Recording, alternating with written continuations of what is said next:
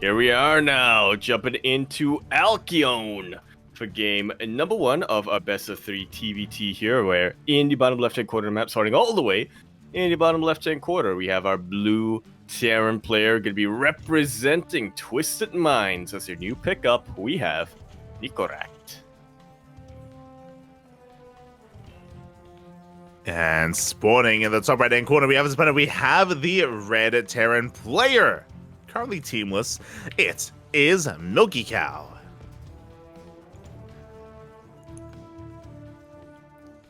And this is going to be a TVT on our hands, but definitely not going to be a typical TVT. It is, I imagine, something a little bit more unique, something a little bit more aggressive. I'm expecting coming out from both of our players. We were kind of speaking behind the scenes before today started, and we had a member of our production here who hasn't really been fond of this matchup in particular, say specifically they were looking forward to this because they know that MilkiCow is going to do something a bit different.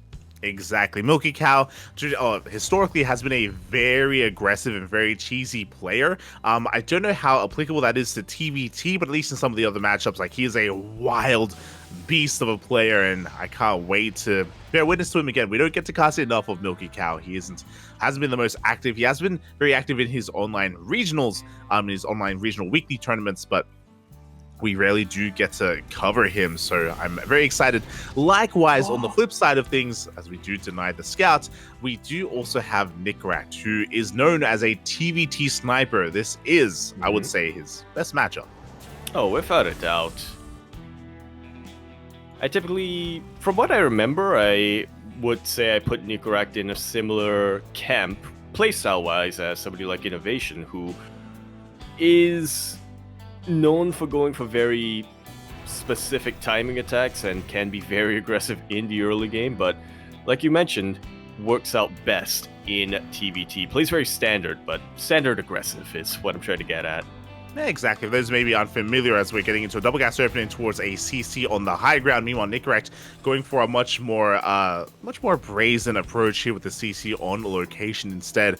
But Nicoract, we do cover him quite a lot here, especially in the OSC weekly tournaments in the OSC King of the Hills, and he has been known to be one of the few players that can consistently bring down Beyond in those TVTs, so to kind of put things into perspective as to the caliber of TVT that he has at his disposal. But we'll see how applicable that is to the new patch as he tries to go off the rampant. One Reaper goes down instantly as MilkiCow did open up with a safety Cyclone, and we have more Cyclones on the way. Yeah, he's got his one safety Cyclone, and then the rest of the Cyclones are arguably excessive, but you know for a fact that he's got something planned. I've seen a couple of players experimenting quite a bit in TVT, specifically with the new Cyclone. I think there was a period in the first few days when the patch went live where everybody thought, oh my lord, I can just mass up Cyclones and I'll be able to beat my Terran opponents no matter what.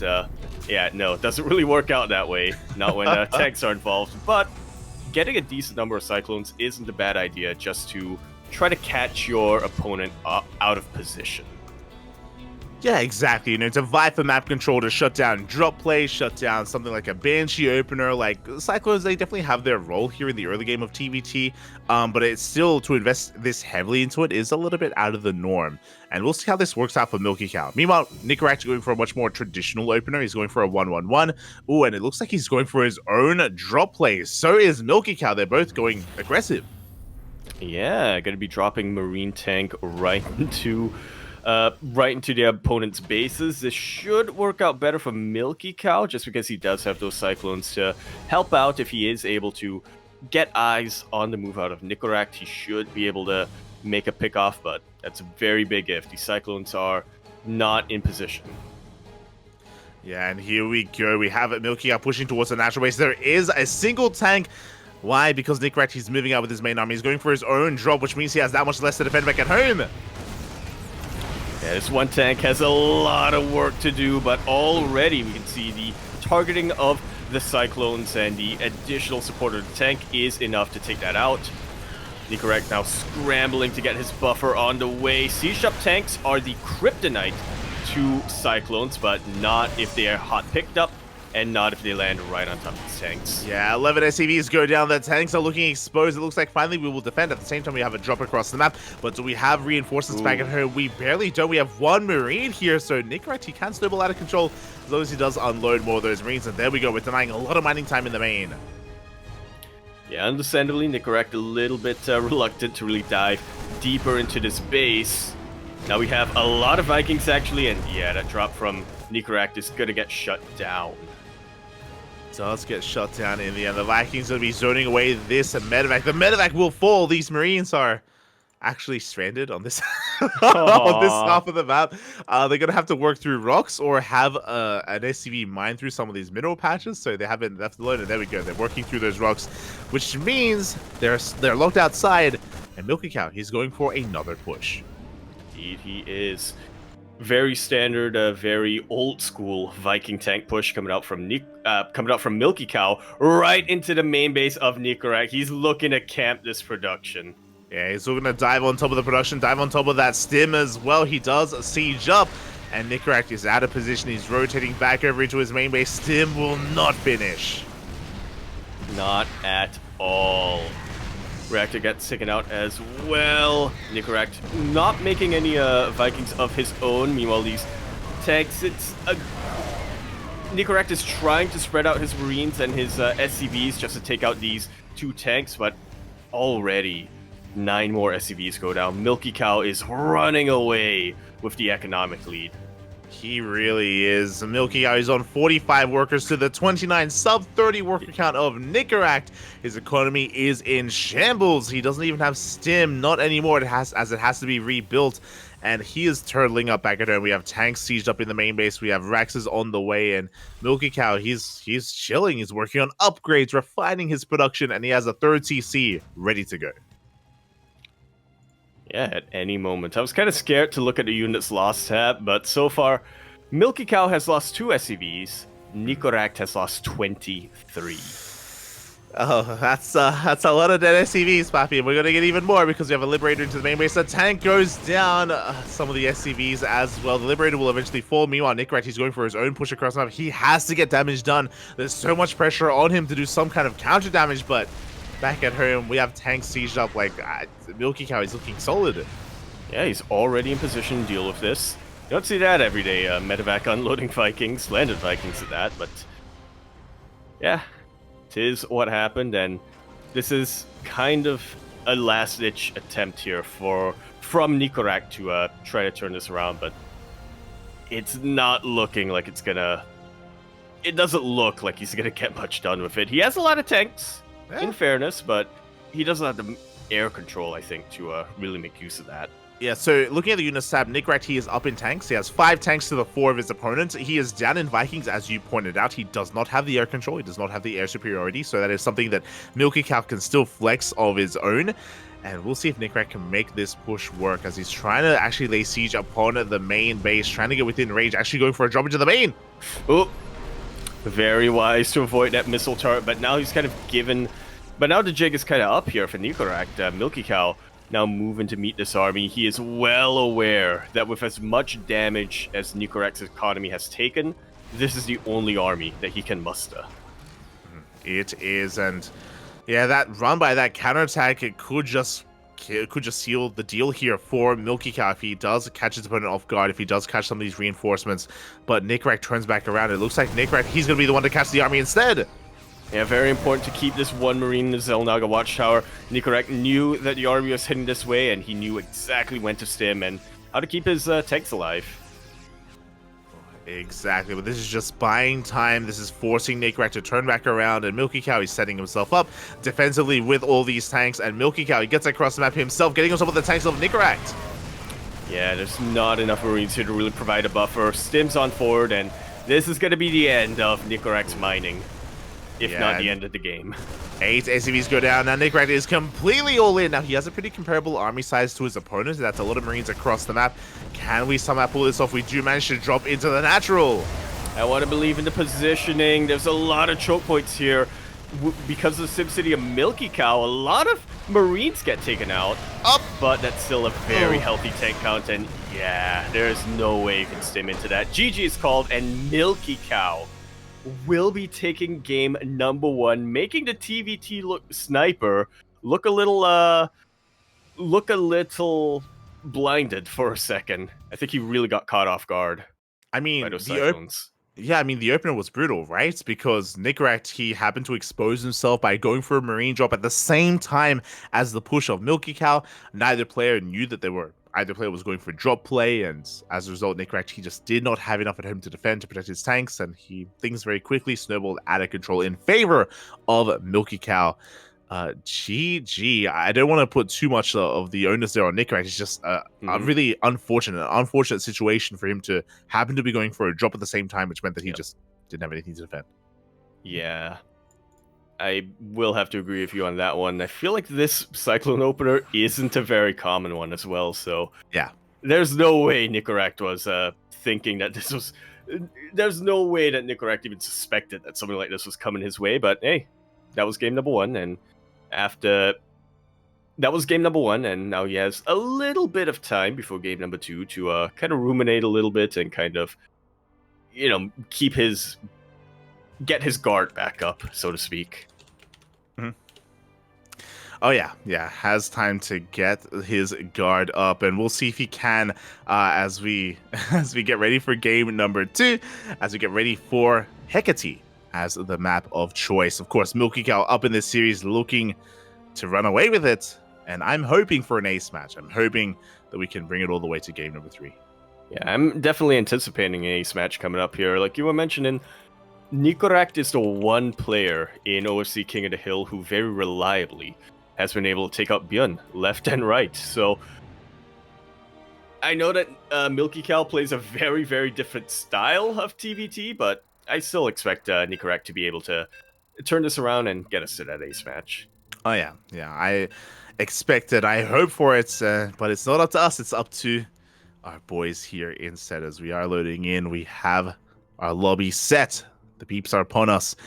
And I still feel like we haven't even seen the final form of MilkiCow. Like, yeah, he had an unorthodox opener going up to those 3 cyclones and pushing, but I feel like he's got so much more available for us, so much more ready to flaunt. Yeah, we never even got to see his late game or his mech coming into play, but oh my god, maybe this will change as maybe this will be a different story as we load into Hecate, where over here in the top right-hand corner of the map, starting all the way in the top right, we have a blue Terran player going to be representing CSO Esports. Had to double check there for a sec. We have MilkiCow. And spawning in the bottom left-hand corner, we have his opponents. We have the red Terran player representing Twisted Minds. It is Nicoract.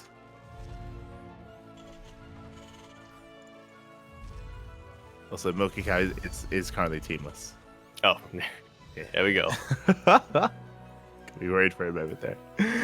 All good. And yeah, so far we're just easing our way into game number 2. Of course, MilkiCow with that lead. And we have double gas openers all around. No one is taking a risk. No one is gambling here on a more economic opener. Yeah, why would you here on Hecate? It's a map that I think has a lot of openings to really exploit in a TVT, so I just want to dot your I's and cross your T's. MilkiCow as well, being very, very careful, checking for any potential proxies thrown this way.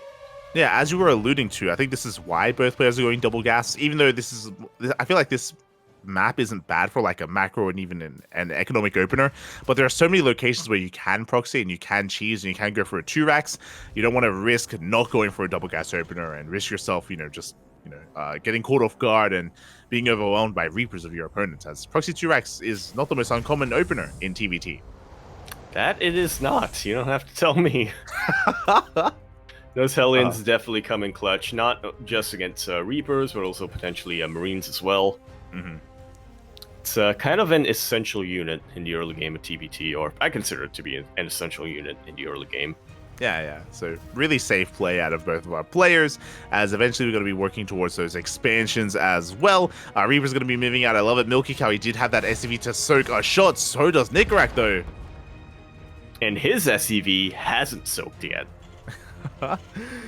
is so far on. So CC is thrown down and both players are looking for their expansions. This time we do have once again an add-on swap for MilkiCow. He's going to be opening up Cyclone.